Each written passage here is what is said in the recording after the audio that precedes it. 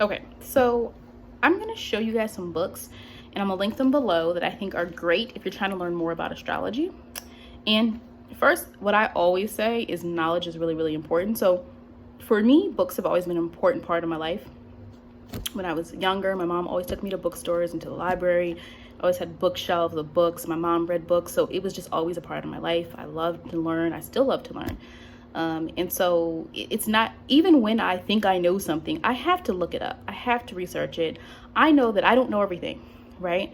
And I just encourage people to read because we can get really caught up online. Don't get me wrong. We can get really caught up online because there's so much information out there. And of course, you also YouTube, there's people on YouTube who have really good information out there. And I hope that I'm giving good information. But at the same time, if your only education in astrology is Twitter, is Tumblr, is Instagram, is YouTube, you're missing out on something. There's a different experience when you read something for yourself and make your own connections to that, right? And so we don't know everything, right? I don't know everything. And so reading something helps you make your own connections to what someone is saying. And the other thing is I trust me, I get it. Yes, I grew up reading a lot of books, but also the technology, social media things really exploded, when I was a young adult in college. So I've been a part of that, right? I read social media for the most part. I've had it. Even back in high school, before social media was big, I had a live journal. Live journal used to be really in for those who were back then. So I've always been interested in online platforms and using them. But at the same time, you have to know where your knowledge comes from. And you have people saying really ridiculous things online. Someone will say something like, Virgos are so sensitive. They're the sweetest sign of the zodiac. They'll give their shirt off their backs. And I'm like, no. Now, that doesn't mean there's not a Virgo like that. But if a Virgo is like that, there's other things going on in that chart. There are rules to this, or they'll say something like, Leo, and I have Leo energy. I love Leos. I say that. Or Leo is the most intelligent fire sign of the zodiac. It's like, that's Sagittarius. Does it mean a Leo can't be intelligent? I'm thinking of one right now, a very intelligent Leo, Mercury and Virgo, intelligent, very Leo-ish, but then got that Virgo work ethic person. So it's not saying you can't be intelligent if you're a certain sign. It's saying intellectual fire, lighting that fire, getting that message out. That's Sagittarius energy. People will say stuff online that's not true about astrology. And it's like, you can't just use your experience and say that's astrology. And even when I'm talking about my experience, I always tell people to connect the dots for themselves. Even when I do charts for people, you got to connect the dots yourself, And so that's one thing I'm just going to say, get off my soapbox, but read books. Some people are online just to get clicks, just to get likes. Likes are great. Like this if you like it. But some people can't point you in the direction of where they got their information from, or they don't read books. And I'm sorry, as a teacher, literally I'm a teacher. As a teacher, as a person who is into research, into books, into origins, where things come from, I cannot accept people telling me that there's something and they cannot tell me the last book that they read. I don't call that snobbish, call it what you want. I don't care. All right, so I'm gonna show you some books. I might do another one of these videos, but I just wanted to kind of get this out there and get this recorded. The first one, as you can see, I used this a lot when I first started. I suggest, this is the first book I would get. If you're someone hey, I want to know more about astrology, my kid's chart, it's so easy to read. And so it's called The Only Astrology Book You'll Ever Need. Okay, as you can see, mine's torn up. But I'm gonna just tell you what it has, and it has everything. It has obviously the sun signs. Then it has the decanates and cusps, if you're interested in that. Talks about astrology and health, moon signs, your ascendant sign, each planet. It tells you the origins of each planet. Goes through the houses of astrology, how to interpret your horoscope. It tells you it'll give you a description of moon in Aquarius, moon in Virgo, all of those. But then it also will tell you moon in second house, moon in third house. It'll also tell you about the shape of your chart, aspects, everything. This is a great start. I would suggest anybody, and I would stay with this book for about a couple months. Don't even buy anything else. This book right here, study this for a couple of months. Okay. Let's see what's next one. This one is all right. This one, Astrology and Relationships. Oh, who was this one by? I'm gonna put it at the bottom too. Joanna Martine. Wolf Folk. David Pond, This one is good too if you're like starting. This is really more goes in depth with understanding each specific sign. You know, like for instance, this one's like, so let's say I turned here, it's the sun in Aquarius. It says sun in Aquarius. So it gives you the description of sun in Aquarius, and it says your relationship skills and needs, areas to work on. Because guys, remember, astrology is not about your ego. We all have areas to work on. Understanding sun in Aquarius and others, right? And so it goes through that. It goes through all of them. Like it goes through Mercury, it goes through Jupiter. So this is another good one if you're like, hey, I just want to get started. Because a lot of times people get turned off because there's a lot of deep things in astrology. Like if someone's first starting to learn, they don't need to know about asteroids. If you're just starting, you don't need to be over here necessarily studying the aspects yet. You need to know the basic knowledge. What does Venus and Libra mean? What does the second house mean? What does the first house mean? This book is for high steppers. It's a psychological, and he's well researched. He's been doing this for decades. Stephen Arroyo, he has an MA in psychology. So I love astrologers who have an understanding of psychology too, because that's all astrology is. It's like, even if you don't agree with astrology, you know someone who acts like that, right? You might someone who acts like a Scorpio. You know, it's like, it's applicable either way. But he has even like research from people who have those signs, and like he includes what they said about that sign. This is a real book though. Like it's not loosey-goosey, fuzzy, warm type of thing. If you're into like that kind of like new age, fuzzy, warm, we're all love, like this is more of a real type of book. It is for like a very mature mind, because there are some things he says in there that you might like not agree with. You know, but there is importance in understanding traditional things when it comes to certain topics, right? So but this is for like if you really have a mature mind and can wrap your head around what he's saying, you know, because it does talk a little bit more in depth just about like experience over time. So again, this is for more like, if you're just starting, I wouldn't necessarily recommend this unless you're a person who really likes psychology and you're a person who's like, you know, really into that type of writing. But like it's very in depth. It gives more, like if you're more interested in like understanding people's relationships, that would be really important to get this, understanding how people behave in relationships. This one is really good if you're starting out too. The Secret Language of Astrology. So it's actually very like, it has pictures. So I think like for people who like that and need that kind of aesthetic, the moon, how we react. So this book is really good too. You know, it just kind of gives you the basics. So if you're like, hey, I just want to know the basics, this book is pretty good as well. Okay. Another good book for starting out, Kiss. It was Kiss Guide to Astrology. This one's really good. What's interesting about this one, I had this one for years. Like literally, this book is probably, I don't even know, like 10 or more years old. I had it, and like my mom brought it to me one time. She brought me a bunch of my old books, and this was in it. And this was just at the time when I started getting back into astrology. So this one, it's really good as well. Again, some people like colorful stuff. This one is colorful. It is broken down into sun signs, of course, because any good astrology book's gonna start there. But it tells you the myths as well. It talks about planetary aspects, the personalities of the fire sign, breaks it down by the element, and then it tells you about the birth chart. Then it tells you about the planets through the houses.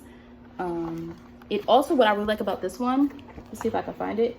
So you know that like your Venus sign can't be too far from your sun sign, right? So like for instance, my Venus is in Cancer, but I'm a Virgo.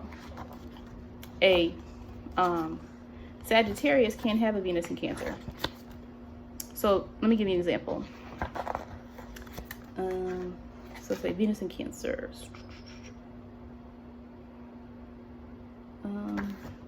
Like you'll see this part here. I don't know if you can see this. So it says like sun sign Taurus, Venus in Gemini. Sun sign Gemini, Venus in Gemini. Sun sign Cancer, Venus in Gemini. Sun sign Leo, Venus in Gemini. Sun sign Aries, Venus in Gemini. These are the only signs that can have Venus and Gemini, because Venus and the sun do not travel too far from each other. Neither does Mercury. Mercury is close to your sun sign. So that's why you'll see those different combinations. But I like that it breaks it down because it tells you the difference. Like a person who has Venus and Gemini that is a Taurus is going to be different than a person with Venus and Gemini that's a Gemini. See what I'm saying? So that's why it's important. But this one's pretty good. Again, I don't know if some of these books are discontinued. I don't know if they're still in print, but I'm pretty sure you can find most of these on Amazon. All right, let me see what else we got here. Okay. This has marker all over it. You know, I mean, my workspace, listen, this is what I'm saying. Virgos are neat and perfectionists.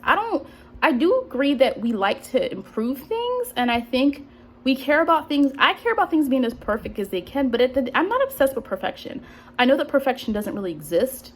Maybe because my sun is in the 12th house, and that's a Neptune house, so you know it's a little bit different of an energy there, and my moon is in Sagittarius.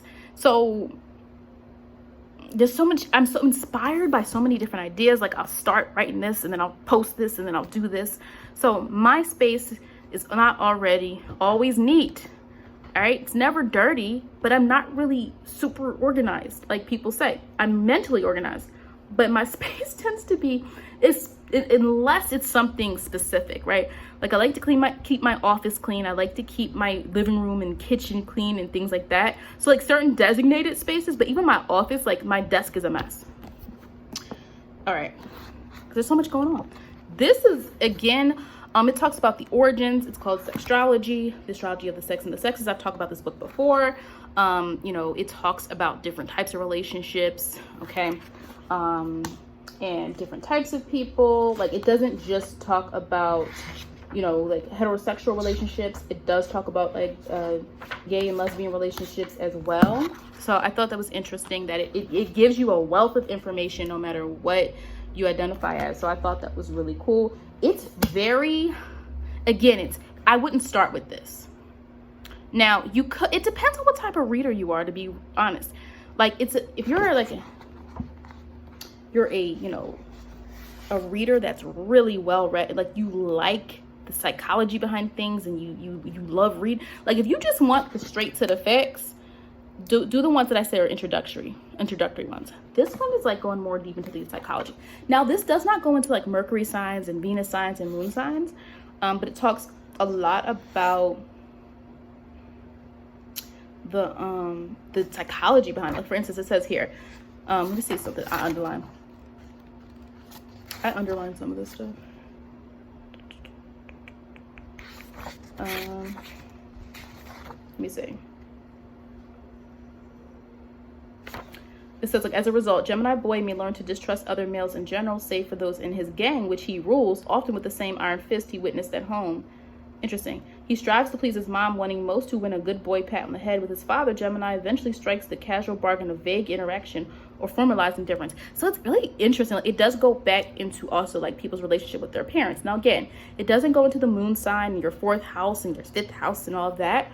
But if you really understand like the psychology and the psyche of different signs and how they are in relationships and their intimacy levels and all of that, this is a really mature book. So again, yeah.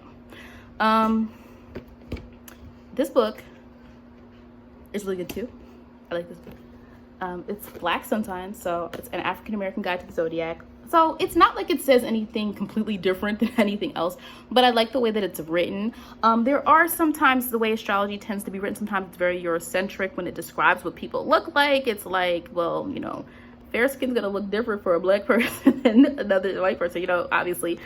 So sometimes, you know, astrology books are not really, you know, they don't really describe the physical features of other people. It can be kind of Eurocentric.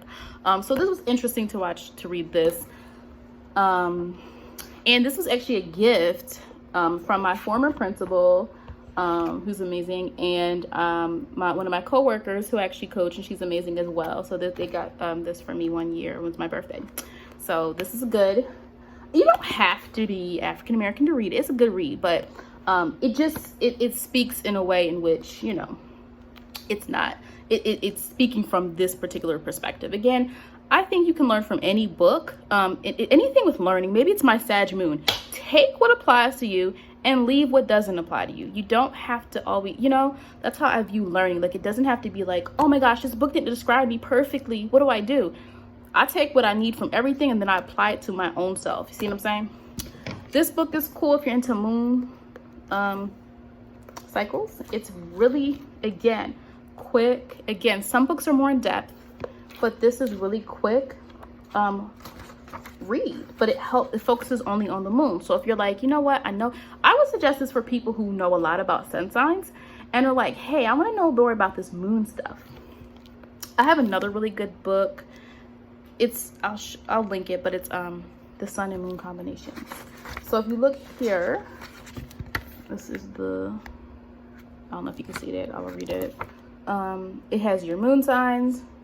It talks about when the moon is in a certain transit, phases of the moon, aspects. So if your moon is square Mercury, what does that mean? You know, there's going to be some disconnect between your communication and what you truly feel. You might struggle to communicate. Moon and Saturn, moon and Neptune, moon and Pluto, moon and Jupiter, moon and Mars. Like, it tells about these aspects. You can get like a quick reference, and also talks about the moon's relationship to the planets. So, you know, this is a good read as well. And this one is last. It is, again, some of my books that are like little worn out, like, you know, I keep them on my desk or they were sitting somewhere, and, you know, sometimes I'm like, if I'm researching, like, stuff just piles up and I'm just like, so, you know, is the Jan Spiller. I have another one of her other books, Astrology for the Soul. And this one is more about nodes, north nodes. Okay, so this one is really good if you're like, I don't understand what a node is. I need to know more than this video that you put out. This is a really good book for nodes. Let me see if I can find something that's good.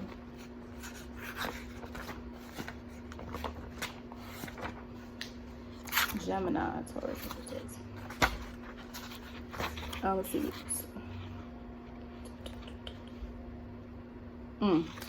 North Node and Taurus. These people are the master builders, whether it's a home, relationship, or a business. When they're willing to follow the rules, they can successfully build anything. They excel in professions that are in line with what they consider to be truly valuable. If we don't see value in something, we should not be doing it. You know, it's linked to our sense of value. Now, we do have some things we got to figure out. Like, it talks about in the past life will be merged. Let's see. It says, Taurus Northern people are so passionate that their drive to experience intense emotion sometimes blocks out awareness of what they're doing. One of the challenges in this lifetime is to take charge of that passionate energy and redirect it to constructive decisions. So not just being in the South Node of Scorpio, but us actualizing it. Because remember, Taurus is the physical. Taurus is us. What do we produce? All right. So it goes on and on and on. So if you want to know about the nodes, it's a good book. Again, I have plenty of other books, but if you're interested, I will put the Amazon links below to the books that I know are still in print. And I will probably do another video with some other books that I have for astrology that I think can help folks out.